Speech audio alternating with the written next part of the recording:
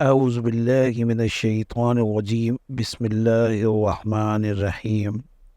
عقیدہ آخرت آپ کو ڈپریس ہونے نہیں دیتا۔ جب انسان کو محسوس ہوتا ہے کہ وقت بہت تیزی سے گزر رہا ہے لیکن اس کے اخراجات میں روز بروز کمی آ رہی ہے، اس کی صحت بھی گرتی جا رہی ہے، اس کے ساتھ کے لوگ دنیاوی لحاظ سے آگے نکل چکی ہیں، تو ایسے میں ڈپریس ہونا ایک عام بیماری ہے۔ لیکن ایک مسلمان جس کا ایمان آخرت پر ہو تو موت اس کے لیے خوشخبری بن جاتی ہے، اور وہ کسی دنیاوی عارضی کامیابی کی خاطر اپنی زندگی کا سب کچھ داؤں پر نہیں لگاتا۔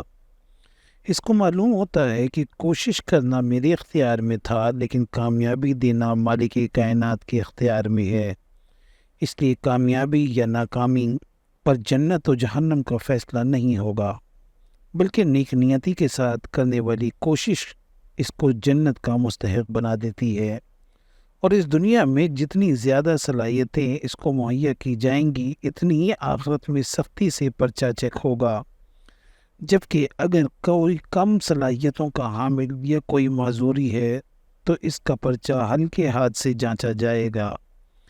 اس بات پر غور کیا جائے کہ ہمارے پاس اللہ کی دی ہوئی جو بھی نعمتیں ہیں، ایک نہ ایک دن ان نعمتوں کو ہم سے چھن ہی جانا ہے، تو ان نعمتوں کے چھن جانے سے پہلے اللہ کی رضا کے لیے کسی دوسرے کو عطیہ کریں یا شیئر کریں، تو یقیناً آخرت میں ان نعمتوں کا اچھا بدلہ ہم کو دے دیا جائے گا۔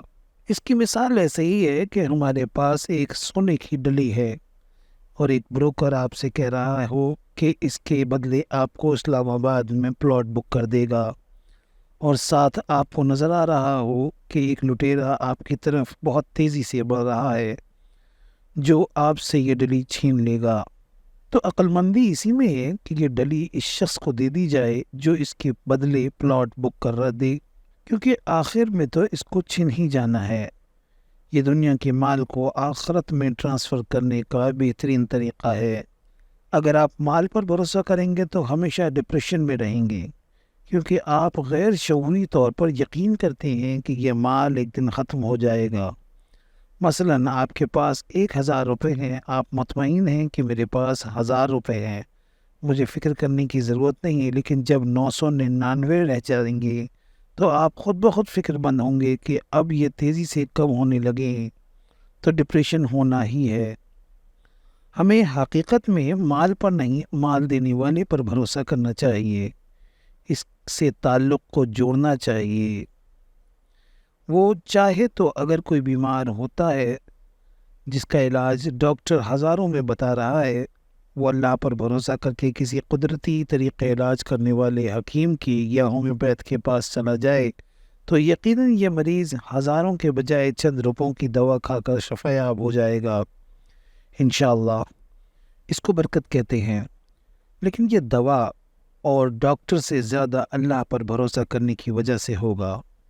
شفا دوا نے نہیں بلکہ اللہ رب العالمین نے دینی ہے، اس بات پر یقین آپ کو شفا عطا فرمائے گا۔